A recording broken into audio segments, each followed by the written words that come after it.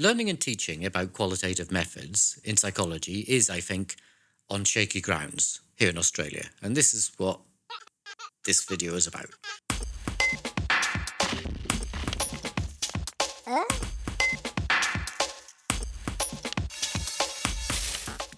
I started teaching qualitative methods to university students in the UK way back in 1994. Back then, there was a lot of resistance to qualitative research in psychology, with it being seen as not scientific enough or not scientific at all. At that time, cognitive psychology had been dominant for around 25 years, supplanting its predecessor, behavioral psychology, but biological psychology was on the rise and beginning to supplant cognitive psychology. And amid and because of all of that, lab-based experimental methods and a positivist framework had become fully cemented in as the gold standard for the discipline, as it was a method and a framework common to all three of those schools of psychology. But things were starting to change during the 1990s because there were a growing number of psychologists turning to qualitative methods, particularly social psychologists. Ever since the 1970s, social psychology had grown, as had an interest in the analysis of text and narrative, and the appropriateness of relying on quantitative research was being questioned. More and more of us started advocating for qualitative research, and in 2005, the Qualitative Methods in Psychology section of the British Psychological Society, the BPS, was created and soon became the largest section in the BPS, with over 1,000 members by 2012. 2012, not 2012. That's a fair way off yet. So momentum was building, and it was helped on its way in a big way in 2007 with the UK Quality Assurance Agency. This is the statutory body that oversees the accreditation of higher education institutions. Well, they put qualitative methods in their subject benchmark statement for psychology. Subject benchmark statements set out the expectations for what goes into the curriculum of a degree programme. And this led the BPS to require qualitative methods to be in the core curriculum of accredited psychology degrees, and by 2010, the job was pretty much done, and qualitative methods became a core part of the training of psychology students.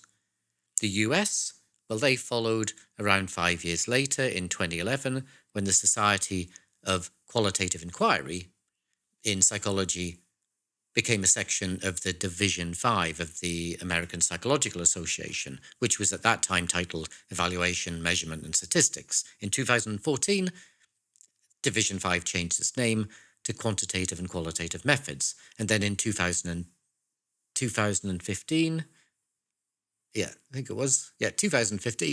the American Psychological Association's Commission on Accreditation, they endorsed qualitative methods as a requirement for accreditation of undergraduate psychology degrees.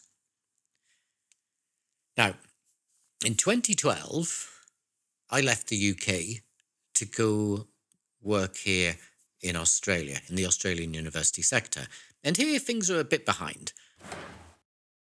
As of 2024, qualitative methods still aren't required to be taught in accredited psychology degree programs. In fact, the word qualitative doesn't feature anywhere in the latest accreditation standards document from the Australian Psychology Accreditation Council, AHPRA. These are the folk who accredit psychology degrees in Australia. I searched the AHPRA website on March 25th, 2024 for the use of the term qualitative methods, and there was one reference to it, which is in a report on the outcome of AHPRA accreditation visits that happened between 2019 and 2022, where it was noted in the report that one institution was praised for its strong integration of research and the breadth of focus, including qualitative and mixed methods in research training. What's interesting here is that it's cited as an example of the breadth of training. And this reflects how psychology puts qualitative methods on the periphery of the discipline. You know, it takes an impressive ability to reach over that far to where qualitative methods are. The other notable thing is that only one institution received that praise. Now, I don't know how many psychology programs include qualitative methods, so I can't say anything about that for sure. But what I can say for sure is that the accreditation standards state under the foundational competencies, which are the standards for undergraduate degrees, that, well, it states that under the first competency, which is all about body of knowledge that needs to be covered in an undergraduate psychology degree, we find listed there 12 areas. And one area is labeled research methods and statistics. And it doesn't state that research methods should include qualitative methods. And by default, it doesn't.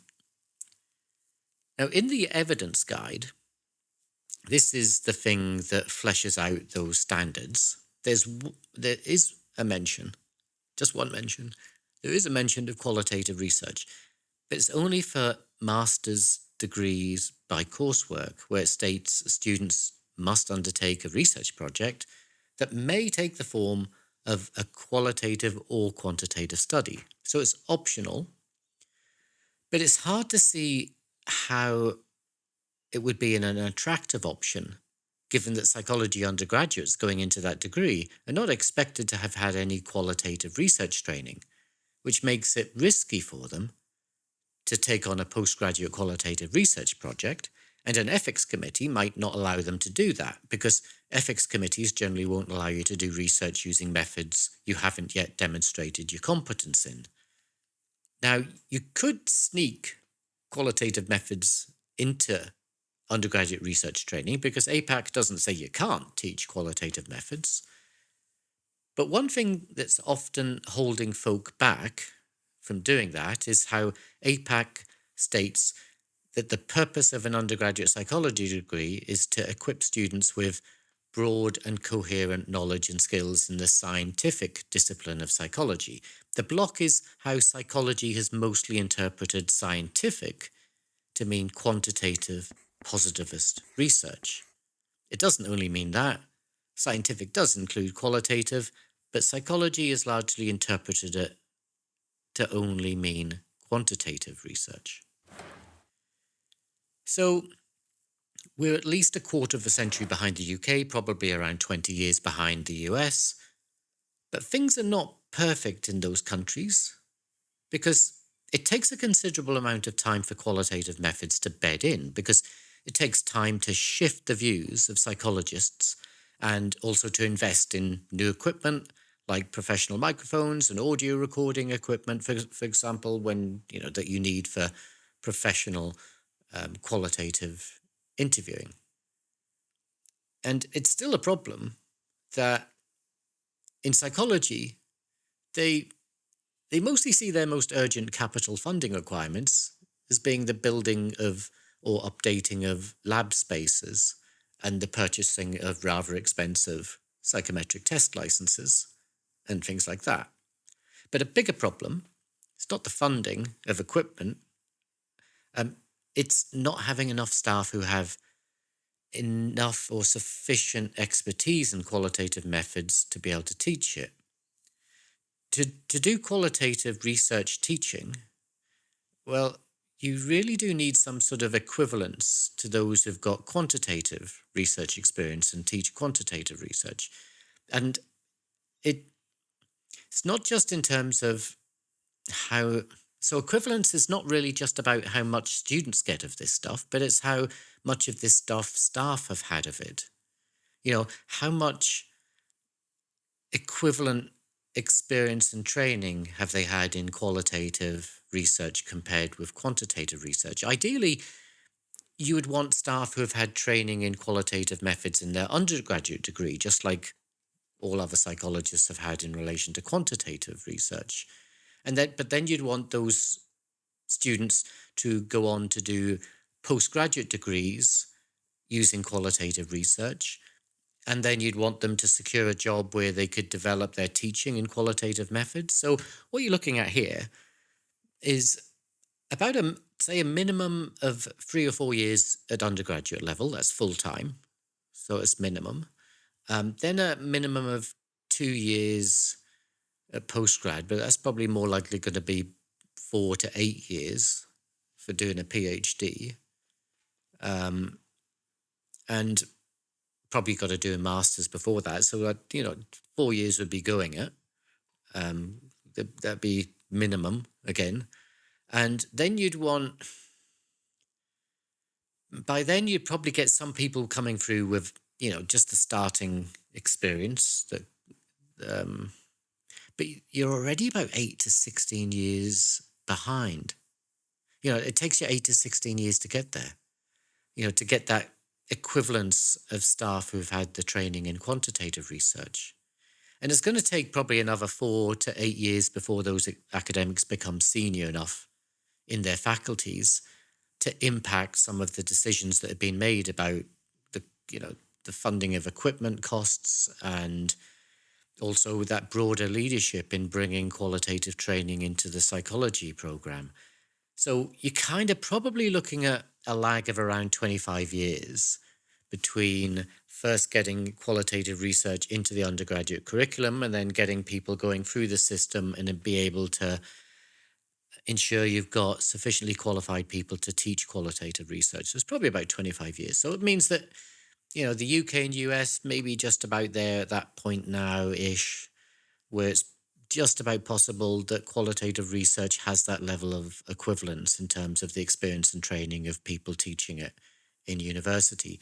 But that underestimates how slow movement has been in relation to shifting attitudes towards qualitative research.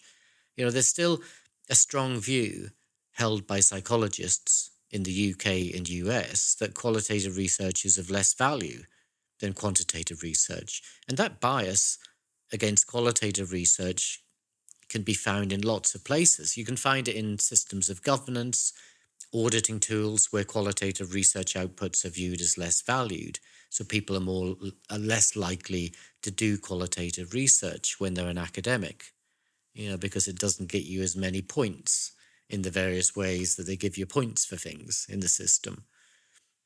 So what this means is that in the UK, at least, and US as well, I think that there remains a lingering uncertainty about the quality of the training students are getting because of problems of getting people through the system with that required level of experience. Ruben wrote about this in 2018 and about things being uncertain and not perfect for qualitative research, and teaching about qualitative research is probably the same right now. Maybe things are slowly improving. Now, the other thing that holds us back is that psychology doesn't recruit outside of the discipline. So you have to have a psychology degree to teach psychology. That's often a requirement imposed by an accrediting body. So if there's no qualification in the psychology degree that contains qualitative research methods, you're not going to recruit staff who've got the training in qualitative research methods. It's only when you get qualitative core in the curriculum that that with certainty that the people you recruit for your teaching positions will have had some qualitative training. So that's the problem we've got here in Australia. Unless, of course, people undertake qualitative training in their own time, or come from another country, which is like my case. I came from the UK to Australia. So got a few problems. This is tied to another problem that we have, particularly here in Australia, because we look over to the US and the UK and we see qualitative methods becoming more mainstream. And this is leading to an increased appetite for qualitative work. And that appetite is being filled right now, often by a wonky version of qualitative that's served up whilst we're waiting for the good stuff to come through, for qualitative to become legitimate in the interim. And it's a wonky version because we don't have enough staff with either the substantive training or sufficiently extensive periods of doing qualitative methods to be able to teach it and do it. And there's a real risk that there's this wonky version becoming embedded into psychology here in Australia. to the point at which I worry that we'll never ever get the good stuff here, because we're making do with this rubbish in the meantime, this wonky version. I should explain the wonky version, shouldn't I? So what I mean by the wonky version, it's a version of qualitative methods that appears to be of a type you would expect people who are trained in quantitative research to have acquired, particularly in the context of them having limited time to learn about qualitative research.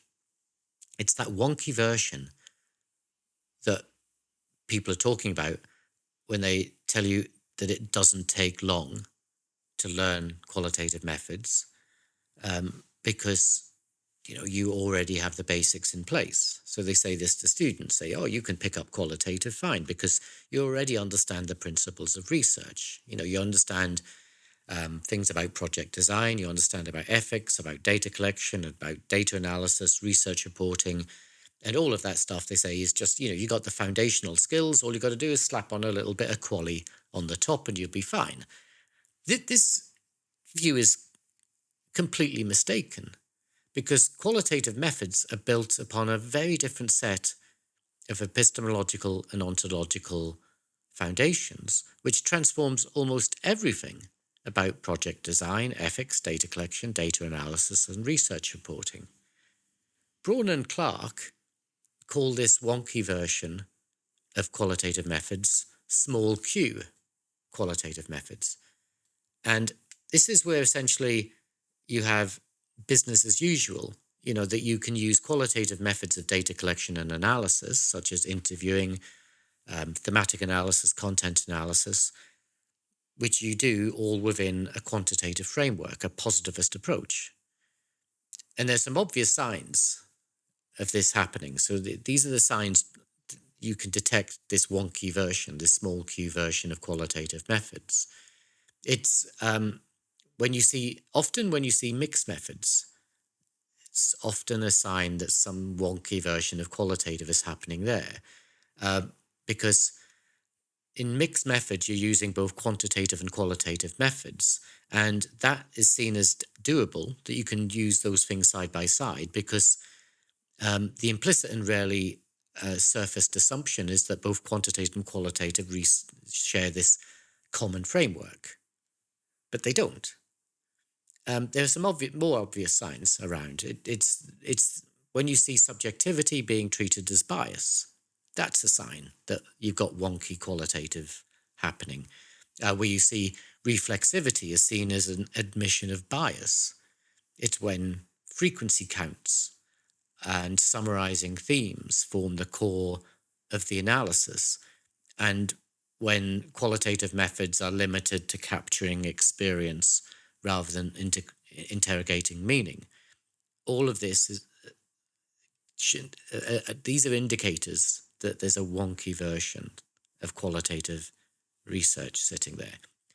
And it makes you kind of cautious when colleagues come forward to supervise students doing qualitative research projects, or to help you teach qualitative methods, or to volunteer to mark a student's qualitative thesis, or if they suggest you as a supervisor for a student who's keen to do some qualitative research, because you never know if colleagues are coming to you with that wonky understanding of qualitative methods, or if students are coming to you with that wonky understanding. And one of the big problems I've been having is that again and again I've had students who have supervised doing good quality qualitative research, not the wonky version, the good stuff, and producing really good work and receiving low marks for their work because the thesis is given to a marker who thinks they understand qualitative methods but doesn't, because their understanding is the wonky version. And it's becoming more and more of a problem. 30 years ago, it wasn't a problem because my colleagues didn't have anything to do with qualitative research and wouldn't touch it. And so they didn't volunteer to teach it or to mark students' work that was qualitative. But now my experience is that you got a lot of psychologists who are stepping in to do qualitative research. They're stepping forward, they're having a go at qualitative research and having a go at supervising students doing qualitative research, and they're marking qualitative work and reviewing qualitative journal articles. And the problem, I don't want to be unkind, but they're not doing a good job of it because they don't have that full and rich understanding of qualitative research. Qualitative research is built on a very different set of epistemologies and ontologies. It's embedded within a particular academic tradition, sits way closer to something like cultural studies, which is way, way, way outside of psychology's domain. People don't really go into cultural studies when you do psychology, not many anyway. So it's way closer to cultural studies than, say, cognitive psychology. It's out of our comfort zone for a lot of us. It's just not that it's incompatible with that dominant framework in psychology, the positivist framework that we use with quantitative methods, but it's actually antagonistic towards it.